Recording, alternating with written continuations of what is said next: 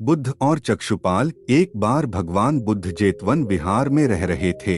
भिक्षु चक्षुपाल भगवान से मिलने के लिए आए थे। उनके आगमन के साथ उनकी दिनचर्या, व्यवहार और गुणों की चर्चा भी हुई। भिक्षु चक्षुपाल अंधे थे। एक दिन विहार के कुछ भिक्षुओं ने कुछ मरे हुए कीड़ों को चक्षुपाल की कुटी के बाहर पाया और उन्होंने चक्षुपाल की निंदा करनी शुरू कर दी कि उन्होंने इन जीवित प्राणियों की हत्या की। भगवान बुद्ध ने निंदा कर रहे उन भिक्षुओं को बुलाया और पूछा कि क्या तुमने भिक्षु को कीड़े मारते हुए देखा है? उन्होंने उत्तर दिया, नहीं।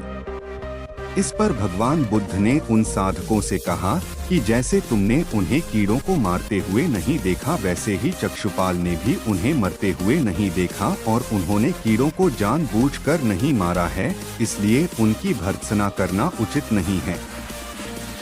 भिक्षुओं ने इसके बाद पूछा कि चक्षुपाल अंधे क्यों हैं? उन्होंने इस जन्म में अथवा पिछले जन्म में क्या पाप किए? भगवान बुद्ध ने चक्षुपाल के बारे में कहा कि वे पूर्व जन्म में एक चिकित्सक थे।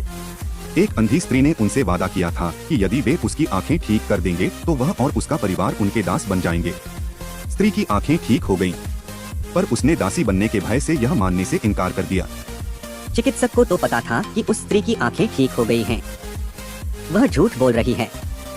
उसे सबक सिखाने के लिए या बदला लेने के लिए चक्षुपाल ने दूसरी दवा दी। उस दवा से महिला फिर अंधी हो गई। वह कितना ही रोई पीटी, लेकिन चक्षुपाल जरा भी नहीं पसीजा। इस पाप के फलस्वरूप अगले जन्म में चिकित्सक को अंधा बनना पड़ा।